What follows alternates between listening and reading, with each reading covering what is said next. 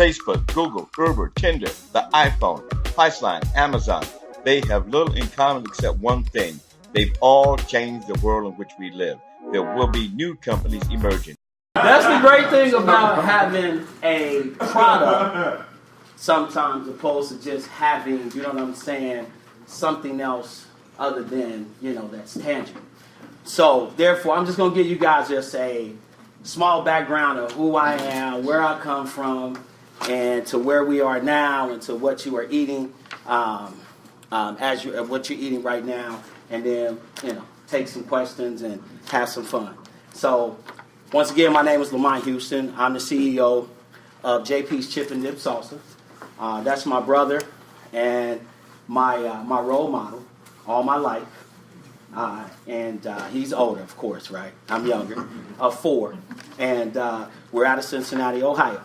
And so I've been doing marketing, sales for over 20 years. I always knew I was an entrepreneur, just had to grow into it. Was a good athlete back in the day, but I learned a lot from how I was taught in sports, and I've now incorporated that into business. And so I was a quarterback as I came up, went state my junior year, senior year went 10-0, and my family thought I was going to the NFL. I said my family. I knew that in 7th grade that I used to like guys, I used to always admire guys that wore jeans, dress shoes, and a collar shirt with a sport jacket. I was like, I want to be that guy. But all in all, through the development, this is where we have evolved to, and it's great.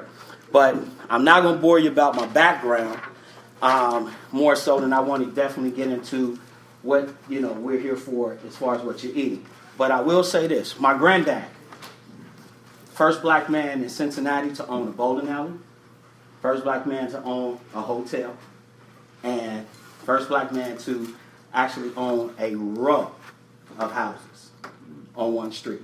So guess what? I also knew I had a footprint to step into. And I realized that today more so than I did back then. So that's where it comes in, that business has been, or entrepreneurship has always been in my blood. But I just had to recognize it. I had to learn how to define it. I had to learn how to tweak it. And then I had to learn how to take it to the next level. So we get to the point of where JP Salsa has came around. So back in about 2007, working for a natural pathologist and an herbalist doc. Had no idea. Just got off doing ground promotion for Tyler Perry when he came out with his first play, Madea Goes to Jail. Madea Goes to Jail. So with that being said, I made about 15 grand, just passing out flyers, giving away a couple free tickets, and getting to meet everybody. Radio stations and different other places, outlets. I was putting the flyers in, and I started to say, man, okay, this is how you do it. So I used to go straight to the person, the manager, of how, who can get me in the store, more so than, the gatekeeper or the person that was going to say, hey, I got to go get somebody. And so I see that just me having a flyer of someone that's noticeable gets me in the door.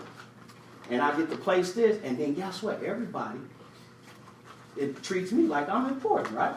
It's like, okay, cool. So then, after that, particularly one day, I went into the herbalist shop, placed it in there, placed my flyers in there, and formed a relationship. That's what business is all about. It's relationship. Once I formed a relationship, I just drew to them. My energy drew to them. They drew to me. And guess what? It was, that was the best relationship that I've encountered. Probably up until that point, I was about 30 years old, about 32. And they taught me about holistic living. They taught me about how fruits, vegetables, combinations, and all of that. Good, healthy eat, water, what that does to the body, taking, vitamins and things like that. So at that time, that's when the health boom took off. Everybody want to be healthy now. So in my mind, my entrepreneur mind, I'm saying, man, I need to come up with something that, people want to eat. We went down to Texas. They took me down to Texas to where they were from, and I went to Chi Chi's. First time ever going to Chi Chi's, what they bring out? Salsa. I tasted it, and I was like, I said, okay. It's like, this watery though. Tastes like some water. Tasted it, and I was like, man, the taste never left my mouth, but in the thought kept going, and I was like, man. So we get back, and he actually was buying his honey from a bee maker. So the bee maker came in one day and told him, hey, I got some other products that I'm doing, and he was like, hey, would you be open to, check something out? So he brought some salsa over. We just getting back. I just tasted for the first time. I was like, So then my mind really started going. And I said, you know what? Might have some. So got with naturopathologist, the herbalist, and the naturopathologist doctor, and said, hey, look, I got an idea. I want to see if, if I can do something with salsa.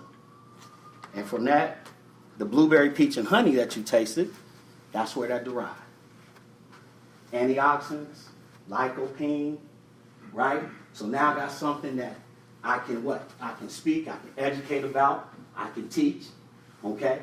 And so then now there's benefactors in it, more so than it's just a good food, it's a health benefactor.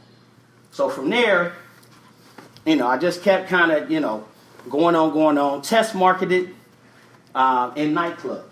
First place I went was nightclubs. Tested nightclubs, they was eating me crazy. And I was like, wow, I might be on to something. So next thing I went to farmer markets.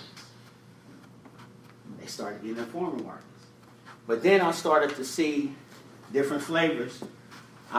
Different flavors being arrived. So I said, you know what, I need to do some different flavors. So then I came up with the honey apple. Because mango at the time was a big thing coming out at that time.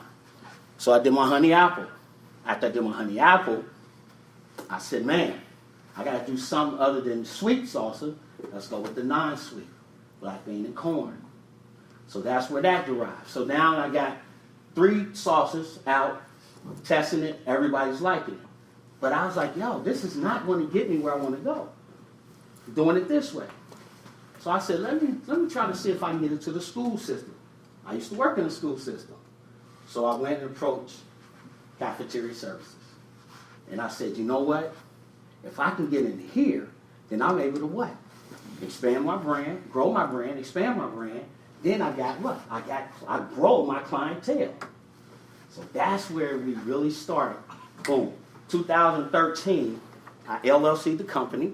From there, I started to do the back end work and started to get into these different programs. I'm MBE and ED certified. So I got my minority business enterprise. And then in Ohio, we have the ED certification. And then we have the LED certification, which that's with the school system. So they got to do business with me somewhat. And so then, therefore, I got that to help push me into the relationships. So we get in. I then move to Columbus. And I got my first contract with Columbus City School Districts. And it was for 3 years. But before that, it took a year and a half to get in. With that being said, Cisco was the provider, the food provider, distributor to the school system. Cisco approaches me and say, hey, look, let's sit down, let's talk. I say, why? I say, hey, the minority diversity program, we have to basically team up with the minority in order to, provide. They knowing that I've already did the work, so therefore, it was, basically just convincing me. So I did it because I knew that, guess what, that was exposure. So from there, we grew it, we kept going. From there, I got the opportunity to meet, I went over to Ohio State University and then approached Ohio State. And got in with them, spoke at Levy restaurants. They didn't give me the opportunity after about a year again to come in, samples, and once we did the samples there, they then gave us an opportunity to get a concession stand for the football season. So last year was our first year in concessions, blew it out the water. So after that, I said, let me go to dining services because I want to get in on campus. I get in on campus, that drives up production. So as I'm, said, okay. So I go over to dining services, meet the executive chef. We speak, she tastes, she likes. She said, She said, listen, I'll tell you what. If you produce by yourself, because I have a third party producing my product now. But she said, if you produce by yourself, I'll do some business with you. We got 17,000 students on a meal plan that we service every day. I got 33 outlets that we can put you in. And she said, if you can show me that you can provide, right, and produce, we can do business. So pretty much, that's where we are at right now. I got to take that out of the hands of the co-packer, because now they only want to deal with one party. They want to deal with me. But that's just one facet of the puzzle, one category. So I deal with Sodexo Magic on another hand. And where's that? I formed a relationship with Sodexo Magic. So they're offering to give me 65 schools. They offer to give me, it's like 10 districts between Indiana and Ohio. Well, Michigan and Indiana, I'm sorry. But there's 65 schools in those, in one district, and about another 150 amongst the other ones that they have. And so again, it's to where is that, can you provide? So I said, hey, you know what? One thing that my granddad said, if you want something done right, you do it your way. Yeah. Absolutely. So we at this point now, it's not that we can't get business. It's not that we don't know how to go get business or we can get business. It's just that they want to know, can you provide it on time? So we at this point right here that, hey, we know they told us we had a great product. Not that we tell ourselves, because that's why we did the test market analysis. I did a kiosk in a mall for 30 days. Knocked it out the water. Just so I can see what the response was. And they said, you know what? You got a viable product. We do online sales. So I got a guy that I just brought on as a distributor in Indiana who's a track coach. I said, man, listen, I'll do some fundraising with you. He said, man, would you? I said, yeah, I'll give you $1. I said, I'll give you $2 off a jar that you sell. We said $2. He said, great. But then I scaled it back because guess what? You got to get that shipping there. So I said, I'll give you $1.75. He said, okay, I'll do that. Most fundraising, you get $1 to maybe $1.25, maybe $1.50. But I know, what I'm saying, in order for somebody to go out and really push your product like you going to push your product, they got to have some incentive to do it. So this brother sold 100 jars in 2 days. I said, oh my gosh, here we go. I said, here we go. And I mean, he's ordered I just shipped him 6 cases off before we came here. The kids are going crazy. And this happens not. Now, here it is. Somebody get their calculator out. Here's the mission. 65 schools. 5 cases. Per school. A week. Okay? At $55 a case. You get 6 1-gallons in that case. 2-year shelf life. Okay? And we get them to buy that for 4 weeks, for a month. What we make, Rob? It's 17. So we're looking at, we'll be at 71 grand a month. Do that times 12. You at 858 a year. For eSports, Business Accelerator comes in. Join us in 2018, Los Angeles, Washington, D.C., Portland, Oregon, Minneapolis, St. Paul, Minnesota, and more. eSportsInstruction.com.